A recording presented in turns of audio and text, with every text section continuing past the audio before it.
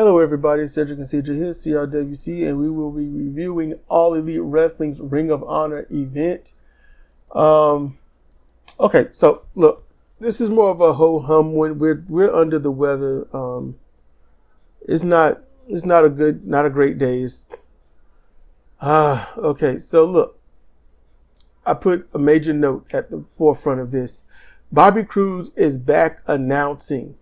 He is the voice of Ring of Honor in-ring announcing. It's good to hear him back. And he's trimmed down. He's looking good. What, has he been gone for a while? Yeah. Oh, okay. We start the event with what should have been the main event.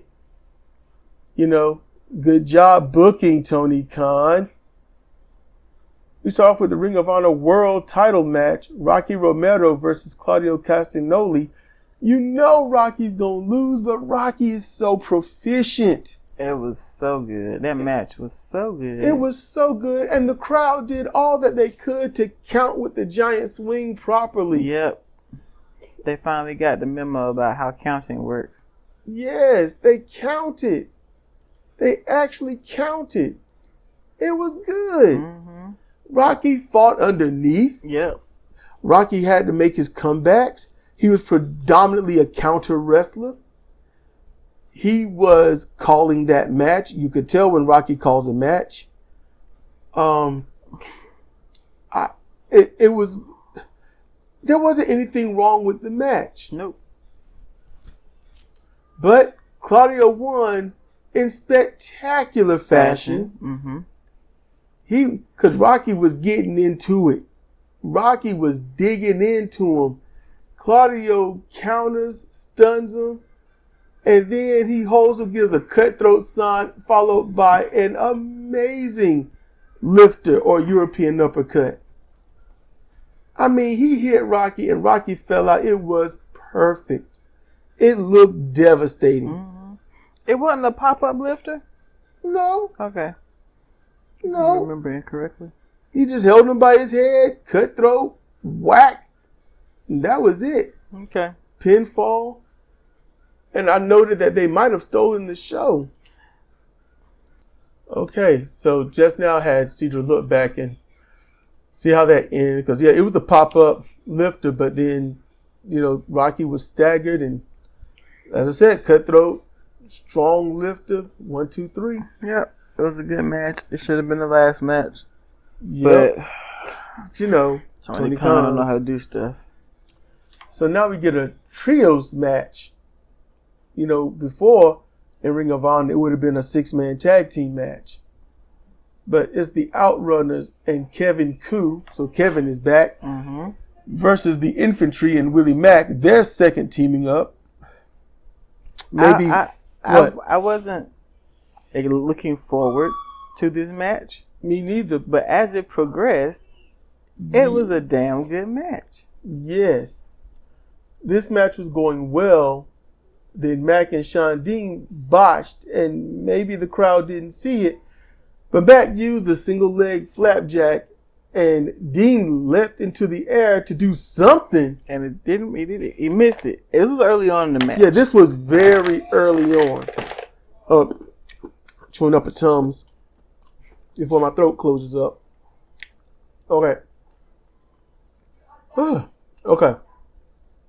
So they did the right thing and just kept the match going. That's what they did. That's what you need to do. And the match got better. The Outrunners, they built heat on Sean Dean for a bit. They did a double muscle pose, and Kevin he kept trying to get in the middle of it, doesn't have a muscular body at all. He's a decent little build. He's not like jacked or nothing. But they were trying to throw the double biceps, and he was doing the other one that Hogan is known for. I can't figure what it's called. Yeah, the single one where he points. And they were trying to give him the double biceps, and he was like, "No, he wasn't. He didn't get the assignment." No, he didn't. Not one bit. He did not get the assignment. And then Sean comes in. No, it was Carly Bravo. Oh yeah, it was Carly. Hold up. Okay, yeah, this allowed Carly Bravo to come in, who needed a much needed tag because Sean, what I wrote was, this allows Dean to get a much needed tag. He creeps over there while they're doing their failed pose down. Carly Bravo comes in and poses with them, and the Outrunners display, yeah, that's how you do it, like that. Then they realize, wait a minute, you're not Kevin Yu. And then they try to attack Bravo, but he's on fire. Awesome punches that are good callbacks to Sugar Ray Leonard and Dusty Rhodes, and maybe even Caprice Coleman. I've seen a little Johnny B. Bad in there. And Ron the Truth Killings with some of some of the punches that he did. So he did a lot of callbacks.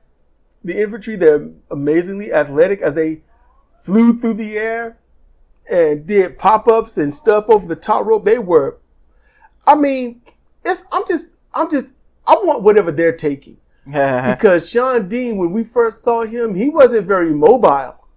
And now he is like the boys, just with height and size. I think he changed his style, and it also may have to do with who he surrounds himself with. It's like, go out there and be exciting and stuff. We'll see how it goes. He's like, I'm exciting. And it's like, yeah, you're not going anywhere. It could be infectious. Could be. Bravo hit a great DDT, and Dean spun in midair to hit a nearly missed splash that looked more like it could have been an impromptu headbutt. You can use it as that. You know, the match was won on Kevin Yu as Mac hit a stun. Koo. Okay, I keep putting you. Kevin Koo, Mac hit a stunner, and then the infantry hit Boot Camp, their finisher, and Mac gets the cover. 1, 2, 3. Look, I just want to say a lot of good things right now. The Outrunners are an amazingly good tag team. They are so good, and they are so throwbacks. Oh, yes. They are throwbacks, and they work like throwbacks. I've seen the incorporation of what I've seen from the Freebirds when it was the later ones, Hayes and Garvin, and I've seen the workings of the Midnight Express in there. I've seen that. I've even seen Arn and Tully. You know, I've seen they incorporate this stuff. They're really good. You look at them and you want to be bored because of how they look, but they are put together. Their timing is great. Their bumps and stuff are great. I think it's just pearls before swine. I think it's wasted on most of the crowd because the crowd, they're not educated on that. They're educated on do the next move, not how they take a bump out the ring or in the ring at all. All you got to do is make it everything super grainy and it'd be like 1991. I mean, for real. That's how throwback they are. Yep. Yeah, I can see that. In a 1991 or 92 WWF team. FTR versus the Outriders. Outrunners. Sorry, the Outrunners. I'm the one who always remember the name. The Outrunners. That would be a good match, actually. It would be. It really would if they built the Outrunners up. Mm-hmm. And make it grainy. Make it grainy. So backstage, Ethan Page says that he and get JR on commentary. JR needs to be on commentary, and he would love that match. Mm-hmm. He might shed tears over that. Mm-hmm. Backstage, Ethan Page says that this show, Ring of Honor, is where he can excel, and that he needs to really find himself. And he wasn't yelling. Nope, he was not talking calmly and relaxed, and his eyes weren't bulging. It's like, dude, you have this mode? Mercedes Martinez comes out and she's going against the challenger Zoe Lynn. So Zoe's got guns. She got guns. She looks strong. Martinez opens with a handshake fake out. It's like, oh my goodness. And it's a good match. Zoe can work. Zoe can work, and Martinez is talking trash the whole match. Zoe was selling. Zoe had good facial expressions when need be. How her gear was good too. Yes. Martinez could have ended it with a 180 spine buster, but picked her up from the pin. That got some boos from the crowd. She said, I'm trying to save her. Are you now? Really? That's what our friend said to me when I overdid the weed cookies. I was trying to save you. I'm trying Just say, and he did. He wanted. He did. We ain't listen. I We did. stubborn humans. Just a pinch. You need a pinch. That's all you need. Just a little pinch, and that'll be enough for the day. Nah, I grew impatient every 45 minutes and missed a whole weekend plus a Monday. So I learned my lesson. But I wrote this was her way to just finish with the Dragon Romero sleeper for the submission win. And it was good. And so next we got Gates of Agony with Prince Nana against some, I don't know. So Gates win with a double reverse choke slam of one opponent on top of the other for the pin. They sat down on for the pin. But the match. The match was interesting. This one dude, this skinny little dude, crew cut. And he's backing up from Khan, who is walking him down. And next thing, this dude looked to the side and hollers. Screams. He hollers, he screams at the very impact of a pounce Into the damn barricade. from Leona. Yes. But it was hilarious. It was perfect. It was good. This dude he's in the wrong company. He needs to go somewhere and be a comedic wrestler. Maybe DDT or something. I can see him putting over big dudes and just, putting them over.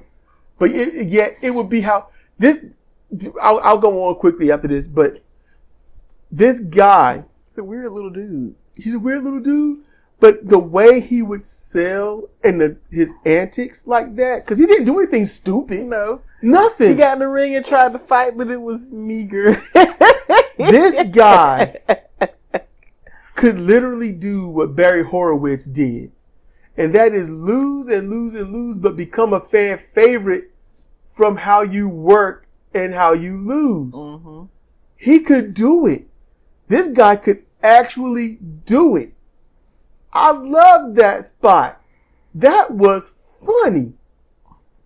Everything he did was funny. I mean, when they showed him in the ring, you kind of thought, what the hell? Why are you in here? So, I mean, it was worth it. So next, we get Lexi calls Billy Starks to the back. The camera is on as proof for Athena that Lexi says.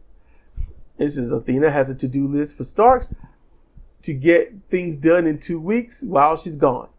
Starks says she can't do all of that stuff, and Lexi gets her attention, says, we have no choice. We have to do this. It's going to be really bad. And she gives her a shirt. It says, and I wrote that Lexi gives Billy an MIT shirt for Minion in Training. Mm-hmm. And I'm going to tell you this. I love her being a minion. I love it. It's the selling point. Billy Starks, she looks nice. She's cute. She seems like she can wrestle very well. She can pro wrestle, but she's a minion and it's cute.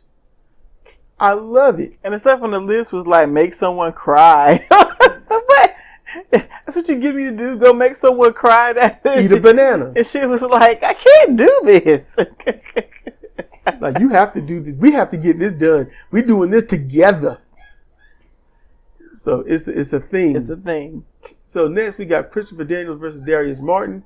Yeah, Darius wins by schoolboy roll up after some rolling pin attempts. So Christopher Daniels has to lose to this guy. I'm telling you, this is his own doing. Yeah. I know Christopher Daniels is doing this. He gave him a seal of approval at the end, but it sucks. I know you're making headway and giving way to the new breed of wrestlers. I get it. But nothing wrong with Darius Martin. He's a good guy. He can wrestle. He can pro wrestle if he's in there with the right people, as you can see in this match. Mm-hmm. He just doesn't need to be beating Christopher Daniels. And if Christopher Daniels is taking the New Japan Pro Wrestling approach, he might be. It's angering to see. Hey, look, it's a job. They're doing what they're doing. Like I said before, who's really doing the job? The one that wins or the one that loses? because they're both doing, they're at work. He's Punch in, go to work, do your thing, have your match. Yeah, he's working. He's employed. He can still go, not as much as when he was a younger fella, of course, but he can still go. He got his eye fixed. You know what? He's winning. Yep. So now we get Lee Johnson, Big Shotty, Lee Johnson against Shane Taylor. So Lee fights well with punches before getting shut down. Lee sells with possible expert skill because Lee's selling. You know, I'm a little worried about him. Lee makes a nice babyface comeback, but he gets shut down again. Taylor wins with a package power driver, and it was a good one. Yeah. Lee Moriarty, he was outside. It seemed like he was scouting Shane. That's what it looked like. Yeah, he comes about down. The last 3 minutes of the match. Yeah, he don't say anything. He don't do anything. He doesn't interfere. They shake hands after the match, and they leave together. It's like, okay. More on that later. Lady Frost versus Willow Nightingale. Or is it Nightingale? It's Nightingale. Really, because when they say it, you don't hear Nightingale. It's Nightingale. Yeah. Nightingale. It was a good match. It was a damn good match. It was a very good match. Frost did a perfect, lovely moonsault, but landed shins across Willow's chest. That was a potato. That was the sack of potatoes. Willow did not sell the move. No, she reacted in pain like anyone would. Yeah, like she bowed up in pain. Everything. I wrote that had to hurt like hell. Yeah, I'm sure it did. Frost, I wrote Frost substituted distance for grace because that moonsault was picture perfect, lovely. It was beautiful until the hit. Willow hit a standing spine buster, rolled her over, hit the dangerous queen bomb, got the 1, 2, 3. It was a good match. Yes. It was a good match. Backstage, Shane Taylor introduces Lee Moriarty as his newest member for Shane Taylor Promotions. Shane states that he's tired of chasing history and now he needs to start making some. Kind of reminds me of what Ricky Starks used to having to say, getting tired of starting over. Yep. You need to get a hold of something and build it. So next we get Josh Woods versus Dominic Garini. Or Gerini.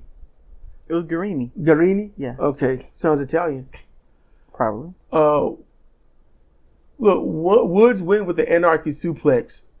But him and this dude had a good match. Damn good match. Nice display of power by both doing grapple exchanges of gut wrenches.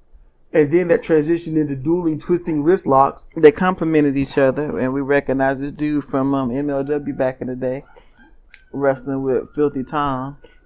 This guy knows what he's doing, and he was a good fit to go against Josh Woods. He was. So that looked really good. And when you're dual exchanging gut wrench suplexes for the opponent to stand on their feet, you are exerting your entire core and arm power. Plus, you don't have any more guts because you didn't wrench them all. Yep. Gone. Just gone. Hold up. Actually, earlier, it was the guy that we were talking about selling that could be the next Barry Horowitz. Yeah. Yeah, he was teamed up with Great Value Griff Garrison. Yeah, he was on generic Griff Garrison, and then we saw brand name Griff Garrison later. Yep. So we get, brand label Griff Garrison versus Ethan Page. The reason why we say it is because the body shape was about the same, the gears about the same, except for the Great Value one had this mass of really dry looking hair, but it was kind of the same. And it was weird. Whereas Griff, he got his Pantene Pro V going. Yeah. It looks moisturized and conditioned, like he give a damn. Maria and Cole Carter come out to watch. Page wins with the ace crusher and pin. I'm telling you, Cole Carter got one of the most slappable faces. You can just pin him down and slap him till your hand falls off, and it just probably wouldn't be enough. My whole note goes like this. Maria and Cole watch. Page wins with ace crusher and pin. Maria and Cole leave. Yeah, that's what happened. Yeah, this whole Maria thing, it didn't got dumb. She had on an awesome blue suit, though. It was a nice suit, but it's gotten dumb. All this cryptic stuff. Yep. Anybody got time for it? It's like, what you gonna do? Why are you doing it? And when you gonna get it started? You know? Right now, it's like trying to warm somebody up for sex. It's taking too long. I'm ready. So next, the Workhorsemen versus the Boys. I don't know if did I watch this match? I don't remember. We skipped. Okay. The lung blower, hold, diving, double foot stomp, Workhorsemen win. You knew the Boys was gonna lose. Yeah. They win in other promotions, even won tag titles. But they're not gonna win here. So, backstage, Maria gives "and I told you so" to Garrison and then talks up a pearl necklace and told Cole to go look it up. And Lexi tells Garrison, "Don't look that up." And I know that it's funny they did a role reversal with this, because normally it's the guys that want to be all nasty and stuff. So then we get to the main event, Tony Nese versus AR Fox. And I was angry last night, okay? Friday night, I was angry. And I'm just like, Tony Nese come in, he's doing his spiel, it's the whole "you're fat and we get you in shape." And I'm like, man, shut up and wrestle. Just shut up and wrestle. I don't want to hear this. This is stupid. It's not going to get you anywhere. No one cares. Just shut up, get in the ring and beat somebody up and go home so we can go home. That's about how I feel. So we were skipping it. Then I said, wait a minute. We're ill, tired, short-tempered. This is wrong. We've waited for a while. We said Tony Nese needs to be in the main event. And Tony Nese and AR Fox main event style might be good. So let's give it a chance. Let's watch it tomorrow or some days later when we are more mentally susceptible to it. And that's what we did. The best we got was we weren't messed up miserable. We were just miserable. So we were able to watch it with clearer heads. And, you know, went wrong the first time. This match was all right. I'm going to give it that. It was all right. But Tony Nese doesn't cater, as CJ was saying, to AR Fox's style. No, so, he does cater to it. He does? Yeah, that's the problem. See, Tony Nese, because AR Fox, everything had to be set up, and I don't like so that. So AR could flip and flop, and Tony Nese was okay to do that. They both need the correct opponent in order for them to shine properly. And they are not the correct opponent for each other because they cater to that bullshit in excess. All right. And look, AR Fox, this is not a title match. This isn't a number one contenders match. This is just a match. This could have been the first match of the show, and it should have been. But, I mean, AR Fox, he hit a nice, slightly out of control, corkscrew vertical drop brain buster. Not vertical, but sheer drop. And CJ had a note that he was somewhat out of control. Out of control, yeah. That won't the finish. That won't the finish. He hit a nice, his version of an ace crusher. That won't the finish. That won't the finish. Nese missed his finisher. Nese couldn't get much on. Nese goes to the top. He sits on the top rope. AR Fox leaps, grabs him, does a springboard backflip into the Spanish fly. 1, 2, 3. From a seated position. They were both from a seated position and got the 1, 2, 3. Now, granted, you can't get the Spanish fly from the top rope. From the top rope. We have seen Sammy Guevara. We've seen Will Ospreay. We've seen several people get to the tippy top of the turnbuckle and jump up with the opponent. Jump up and flip and land, and they 2 count. We've seen it on the mat. Standing Spanish fly. 2 counts. You mean to tell me this? A Spanish fly from a seated position on top turnbuckle, and this. Yeah. That's what this was. That's what this was. If that is a 3 count, then when they jump and leap off the top turnbuckle and land, everybody should be dead. very, very much dead. Okay. So look, we're going to just get up out of here. We're going to get up out of here. I am going to be looking for another place to do podcasting that I can still post to YouTube from there and whatnot. So with that, and Cedric and Cedra for CRWC, All Elite Wrestling's Ring of Honor event. With that, y'all be good, be chill, be safe, and we'll see you next time.